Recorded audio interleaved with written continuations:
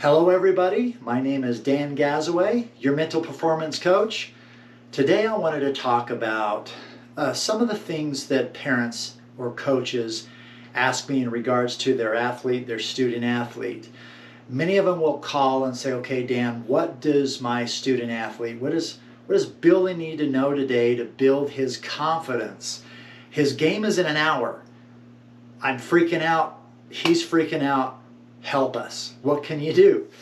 And I can appreciate this question. I don't mind this question at all. And sometimes I may not know that person at a high level. Maybe I've met him once or twice, and they're asking me these questions. So those are loaded questions that take more than a second. So sometimes I give them strategies like, okay, start with their breathing. Is he relaxed? How confident is he in games when he goes up to bat? So I'll ask him a lot of questions about Billy, for example, and I'll give them Band-Aid type answers that will help them throughout the game. But that brings me up to the point of today.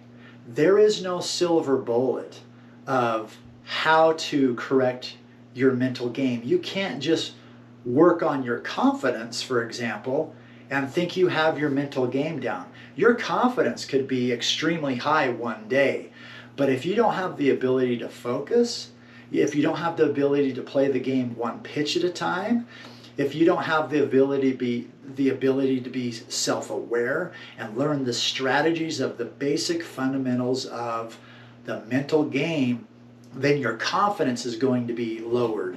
And then you don't have that strategy going for you anymore. Your confidence is going to be lowered too if your physical doesn't meet the mental.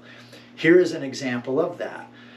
If I'm a pitcher and I have outstanding mechanics one week, and I feel like I have my mechanics dialed in, and then I don't work out, before or after my games, or for 2 weeks I'm not working out. My core is weaker, everything is weaker. Well, I might know a lot about mechanics, and I might have figured that out to a certain degree, but if I'm not fit to pitch and ready to meet the demands that pitching actually requires, my body's going to break down in the third or fourth inning. And I know what my mechanics are supposed to feel like, but because I'm not fit to pitch, I can't pitch the way that I'm supposed to. And what happens to my confidence when that goes down? When that happens, of course, I just gave you the answer, my confidence is going to go down. So working on the mental game, there is a lot to it.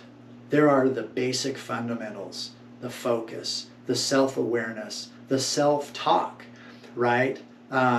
Self-confidence. It's working on all of those things, but having the tools and the resources that you can pull out of your hat anytime you need to use those.